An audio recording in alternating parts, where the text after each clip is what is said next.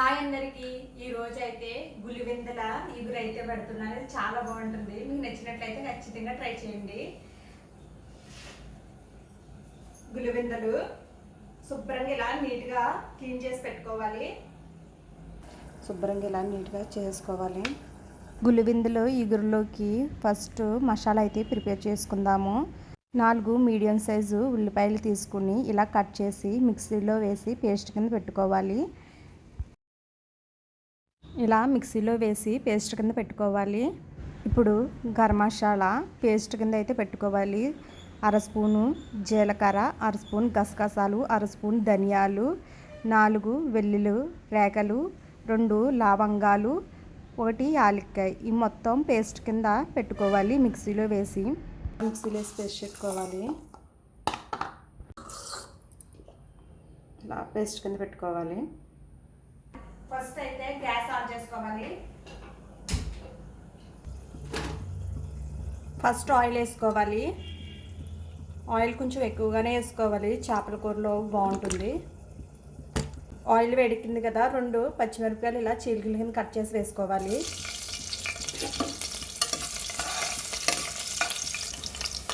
ఇప్పుడు ఇందులోనే మిక్సీ పెట్టిన ఉల్లిపాయ పేస్ట్ అయితే వేసుకోవాలి.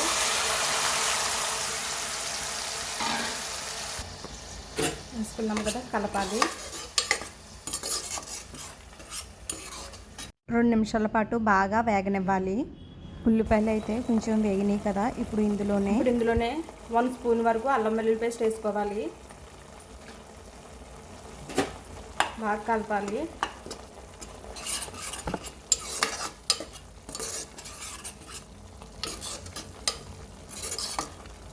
అల్లం వెల్లుల్లి పేస్ట్ని 2 నిమిషాల పాటు వేగనివ్వాలి.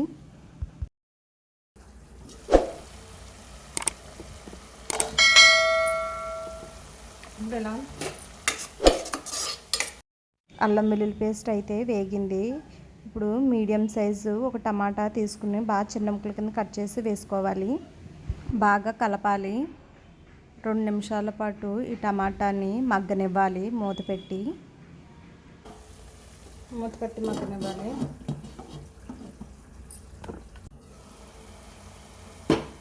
టమాటా అయితే బాగా మగ్గింది. ఇప్పుడు ఇందులో 1/2 స్పూను పసుపు వేసుకోవాలి. 2 స్పూన్స్ కారం,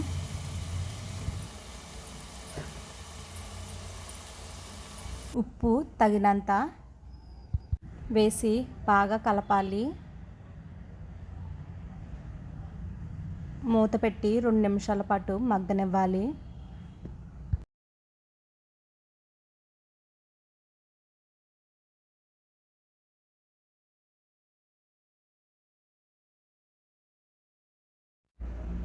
ఉల్లిపాయ పేస్ట్ అయితే బాగా మగ్గింది. ఇప్పుడు ఇందులో మిక్సీ పెట్టిన గరం మసాలా పేస్ట్ అయితే వేసుకోవాలి.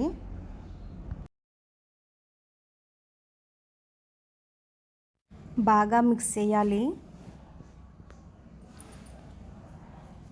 ఇప్పుడు చేపలు అయితే వేసుకోవాలి.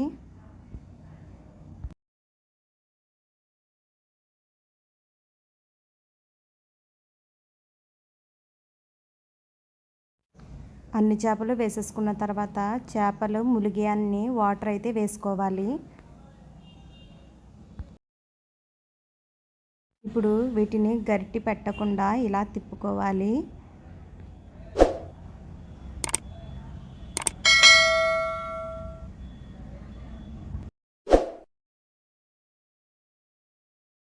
ఇప్పుడు మూత పెట్టి ఒక 15 నిమిషాలు మీడియం ఫ్లేమ్లో అయితే ఉడకనివ్వాలి. ఇప్పుడు చూద్దాము. కర్రీ అయితే దగ్గర పడిపోయింది. ఇలా గ్రేవీ అయితే దగ్గర పడిపోవాలి. ఇప్పుడు పైన కొంచెం కొత్తిమీర వేసుకోవాలి.